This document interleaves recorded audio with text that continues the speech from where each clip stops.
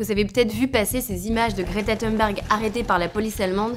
Je vais vous raconter ce qui s'est passé.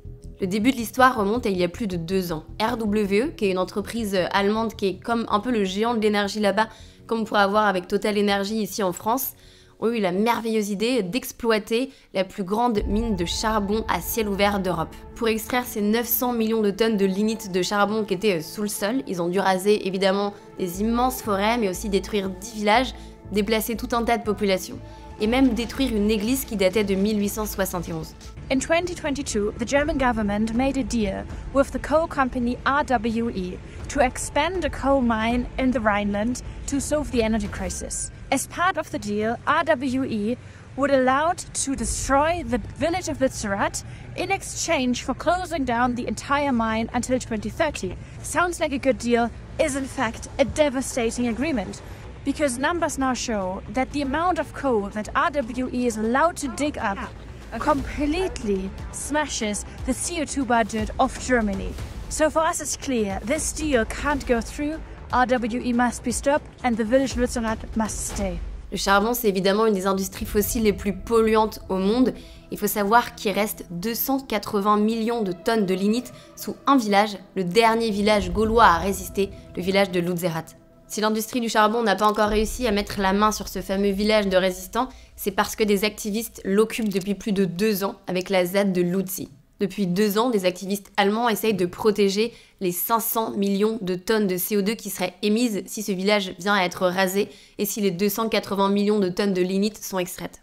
Alors au-delà de l'occupation, les activistes allemands ils ont développé plein de stratégies différentes, notamment Ende Gelände, qui avait réalisé la plus vaste opération de désobéissance civile. Concrètement, ils s'étaient infiltrés dans la mine pour empêcher les machines de continuer à miner. Ça avait notamment permis de braquer toutes les caméras du monde entier sur ce petit village de Lützerath et ses résistants. Mais depuis le 2 janvier, la police allemande a commencé à déloger les activistes qui occupaient Lützerath, et c'est là que ça devient intéressant. 2 activistes qui occupaient Lützerath ont eu l'idée de creuser un tunnel sous le village. C'est une stratégie très efficace qui a déjà été utilisée dans le passé en Angleterre. Mais elle est aussi super dangereuse pour les activistes parce que les parois sont très fines et très friables. Donc si une intervention policière se passe mal, ils pourraient directement être condamnés et on pourrait perdre ces 2 activistes. Il faut d'abord que la police trouve l'entrée du tunnel. Et une fois que c'est fait, il faut qu'ils se délestent de tout leur matériel lourd pour entrer dans le tunnel étroit. Ensuite, il faut qu'ils parviennent à les déloger parce que les activistes sont accrochés entre eux et en plus à l'intérieur de la structure du tunnel. Quand même sacrément stylé.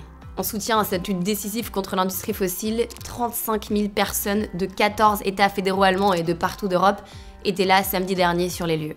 Et nous, on y était. Au début, ça devait être une marche légale entre 2 villages qui sont un petit peu annexes de la mine. Et très vite, on a vu des activistes commencer à courir en direction de la mine. On les a suivis et on est arrivé devant ce paysage mais désolant.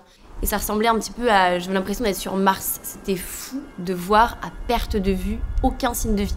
Il y avait juste cette machine immense qui se tenait et qui jurait, qui contrastait avec le peu de vie qui restait à côté, avec le tout petit bout d'herbe et les quelques animaux qu'on pouvait parfois apercevoir.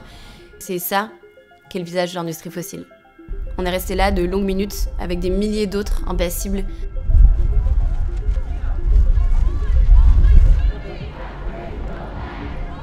Il y a même une personne qui essayait de s'infiltrer et de descendre dans la mine. Très vite, elle a été rattrapée par les voitures de police.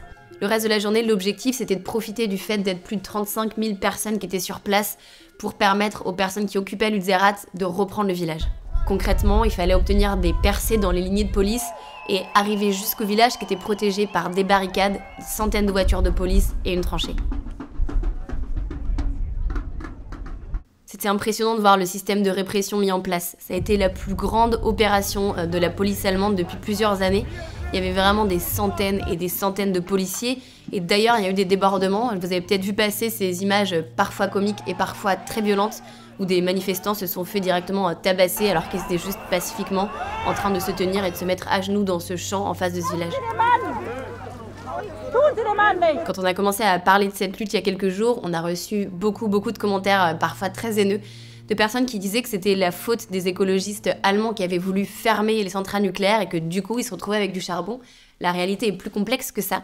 Je vous invite à lire ce thread de Michael Correa juste ici et aussi à regarder cette lettre ouverte de plus de 500 scientifiques les meilleurs experts énergie-climat, qui expliquent très concrètement comment en fait cette mine n'est pas du tout indispensable à la sécurité énergétique du pays et qu'en développant les énergies renouvelables, mais surtout en favorisant la sobriété, on pourrait très bien s'en passer. La lutte du village de Lützerath, elle est symbolique parce que même si cette fois, on n'est peut-être pas parvenu, même si cette fois les activistes allemands et ceux qui sont venus de partout d'Europe vont se faire arrêter, vont se faire déloger, ça montre une ligne rouge qu'on avait envie de tracer. Ça montre cette idée de se dire qu'on ne laissera plus l'industrie fossile en toute impunité continuer à faire des bombes climatiques alors qu'ils savent pertinemment que c'est notre vie qui est en jeu. Et si l'histoire de Lützerath vous a touché, dites-vous que vous pouvez aussi prendre part à la prochaine lutte.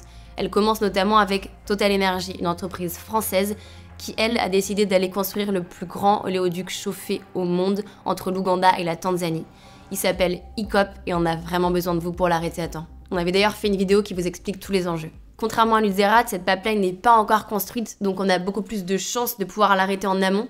Le combat commence maintenant. Vraiment, tout est décisif dans les jours, mois, semaines à venir. On compte sur vous.